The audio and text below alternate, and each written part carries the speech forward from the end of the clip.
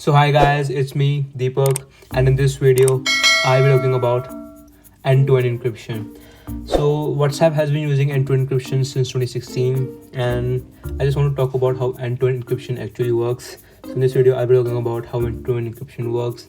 I won't be talking about how they use modular arithmetic to make those keys look same alike, but I'll be talking about the basics, the pirate problem in this video. So end-to-end encryption basically means that when you're texting your friend, that message is only being decrypted by your friend. There is no third party, there is no server that is decrypting that message in between. So you are safe, you can text your friends without worrying about anyone watching your messages. Although government is not happy with this end-to-end encryption because many people with bad agendas like drug dealers, terrorists use these things to text, make plans, and government is not able to find them out because it's end-to-end encryption, and to find them out using WhatsApp is difficult. Even WhatsApp cannot see your messages that you are sending to your friends. There's no third party in between. Although government wants a server that can read your messages in between and can check if there is something fishy going on or shady. So, but having a server in between that is decrypting your messages and reading it can cause a weakness. Hackers like to exploit those weaknesses. So if they found any weakness in server, it can be catastrophic, as millions of people data can be hacked. Photos, images, anything. So before I talk about Diffie-Hellman key exchange for end-to-end encryption, I want to talk about the pirate problem. So we have two people, Alice and Bob. These are stuck on two islands, and the only way of communication between them is a pirate that take the message from Alice to Bob and Bob to Alice. But being a pirate, it can read your messages. So you have to put a lock on your chest so that the pirate doesn't read your messages. You need to have at least one lock on that chest, so to stop pirate from reading your messages. So to start with, Alice will put a lock on the chest and give it to Pirate. Pirate will take that chest to the Bob, and Bob will put another lock on that chest. So Pirate cannot read your messages when there is one lock. So Pirate will take that chest back to Alice. Alice will remove his lock, and at that point there is one lock, that is of Bob. So Pirate will take that chest back to Bob, and Bob can then remove his lock and read the message. So in this way, you can have a safe conversation between Alice and Bob without Pirate being able to read your messages. So this is a basic of how Diffie-Hellman key exchange actually work, but there is some modular arithmetic going on behind the scenes that I won't be talking in this video. So to start with, you first need to have a communication in public to exchange the public keys, and based on the public keys, you make your private keys. So first there's a public area, and then there's a private area. So in public, you have a G, which generate and a big prime number. So anyone can see G and N.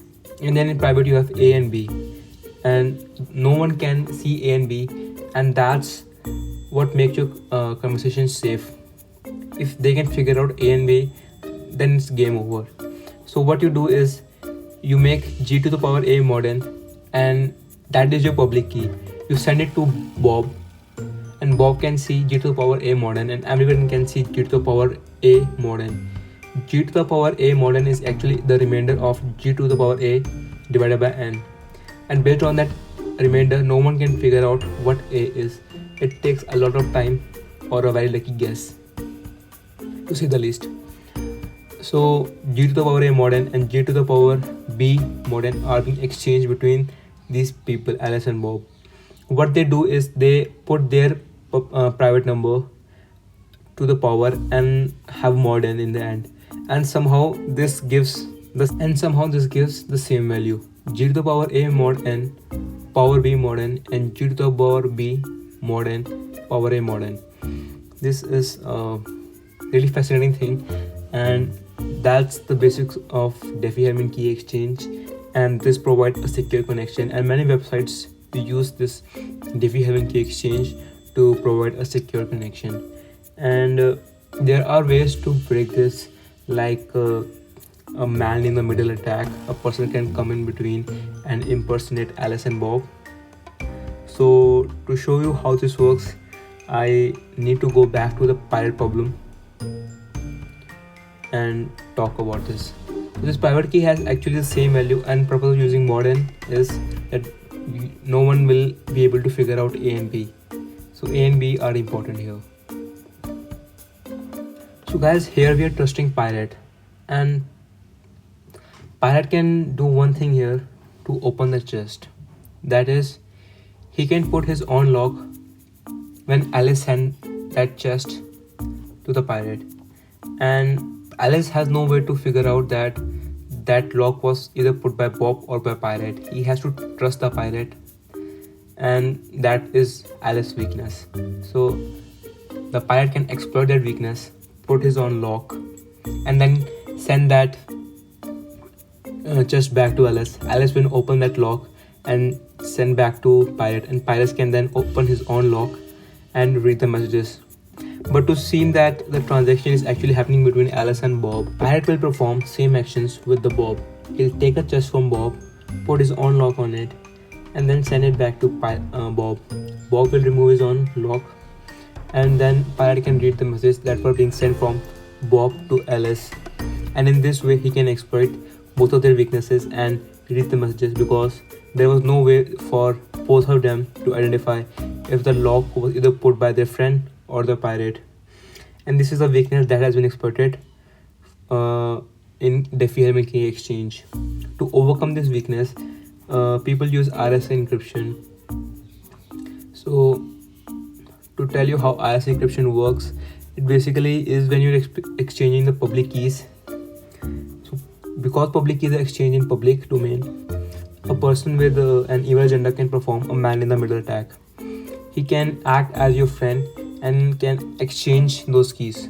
So to avoid these type of mistakes, what you can do is you can use a hash function to encrypt that public key that can only be decrypted by your friend.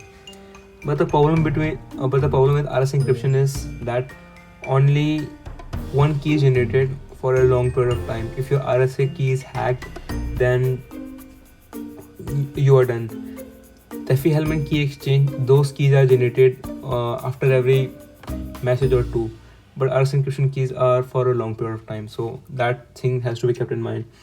So what happens is, after you have made your public key, you encrypt it and then send it to your friend, so that no one in the middle can exploit the weakness.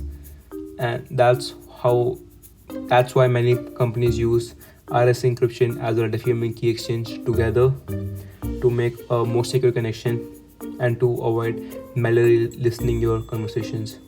So guys, if you like this video, consider subscribing, like the video, press the bell icon, and if you have any questions, comment on the comment section. And thanks for watching.